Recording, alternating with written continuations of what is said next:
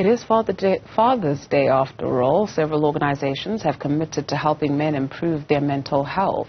Let's get a sense of what various organizations are doing. Katleho Sekhotho is out and about for us. Place yourself for us and tell us what the organization you're with now is doing. Katleho. A very good morning, Dudu. Indeed, we are here at the New Creation Family Church, and this is in Randburg, where it really is a fun-filled day for the whole family, and it is about marking Father's Day and honoring fathers who are playing an important role in their children's lives. So now, as we know, there are some really grim numbers as it relates to fathers being absent in the lives of their children across the board in South Africa. And a lot of organizations really trying to play a role in, first of all, addressing mental health issues as it relates to men, but also dealing with men who find it hard to play an important role in the lives of their families. And a lot of this has to do with the challenges of well-being. A lot of men, as we heard earlier on today from Matrix Men, the rep there, Martin, explaining that so many men struggle with depression and anxiety, and this spills over into how they parent. And so here at this church, a representative from Heartlines, it's a social change organization, gave a Father's Day talk, if you will, really highlighting the important role that fathers play in the lives of their families.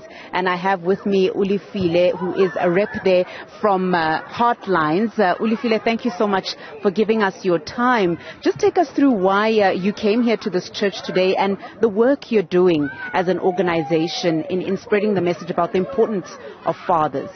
Thank you, Katleho. I was invited here to come and give a message around fatherhood with a campaign called Fathers Matter. And we really highlighting the importance and the role that fathers play in the lives of children. We are promoting the active, positive presence of men, not just fathers who have their own children, but men in the lives of children.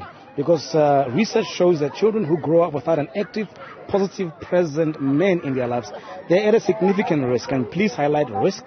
These are only risk factors. Another sentence that, there is issues of mental health disorders. You just mentioned it.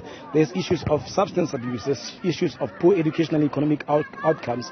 There is issues of teenage pregnancy. The list is endless. And so that's why I was here this morning. Yeah. So, Olefile, when it comes to as an organization, as Heartlines, the work you do with men and empowering them, is at the center of it, is it mental health and awareness and wellness?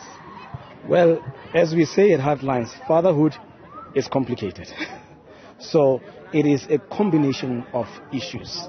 It is a combination of issues because the lack of a father involvement in a child it's different issues actually leading to that. Internal migration because of work. Some of it is that they have not been able to pay intlawulo. And thus being cut off of the life of the child. And you have to acknowledge also, let's also acknowledge that there's issues of unemployment. So if there's unemployment, how does this man amass the funds to be able to pay in Tlawulo? So there's a lot of issues. That's why it is complicated. Yeah. And some people have noted that there is a lot of government intervention in terms of dealing with gender-based violence and assisting women. We know that there's a lot of drive towards assisting women who suffer gender-based violence. But there is, the sentiment that the boy child has been left behind. And this results in men having specific issues and then also becoming absent fathers. Do you think that the boy child is being left behind? Well, we have to acknowledge that the boy child has indeed been left behind. In my workshops with dads, with fathers and men, these issues do surface. There's a lot of anger issues that is there.